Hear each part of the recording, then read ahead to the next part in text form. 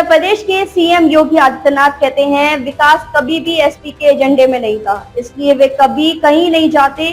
वे सब बेरोजगारों की तरह घूम रहे हैं क्योंकि उनके काम धंधे जैसे कॉन्ट्रैक्ट, लीज और गैर कानूनी जमीन पर कब्जा सब चौपट हो गए। इसलिए एसपी हताश और निराश बैठी है, उनके लिए कोई जगह नहीं है। पहले वे बस किसी भी खाली जमीन, किसी भी प्लॉट पर कब्जा कर लेते थे और कोई भी बस उन्हें ढूंढ लेता था। उनकी हिम्मत का अंदाजा लगाइए। इस सपा के एजेंडे में कभी विकास नहीं था और न है, इसलिए वे कहीं जाते भी नहीं। वे सब बेरोजगारों की तरह घूम रहे हैं क्योंकि ठेके, पट्टे, अवैध जमीन पे कब्जे, सब उनका धंधा चौपट हो चुका है। इसलिए समाजवादी पार्टी के लोग हताश और निराश बैठे हुए हैं।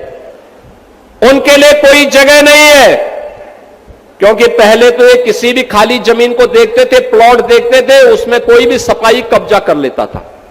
आप सोचो कितना दुस्साहस।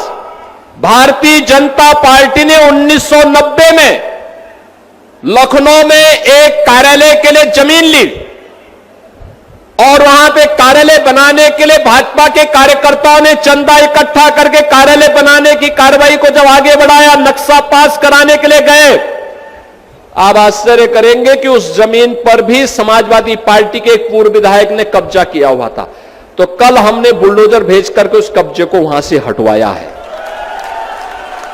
यही इनका धंधा था। जो खाली प्लॉट है उस पर जबरन कब्जा कर लेते थे। किसी गरीब का, किसी व्यापारी का, किसी किसान का खेत बोता कोई और था, काटने के लिए चले जाते थे। अब करेंगे तो इनको मालूम है कि इसका खामियाजा क्या भुगतना पड़ेगा।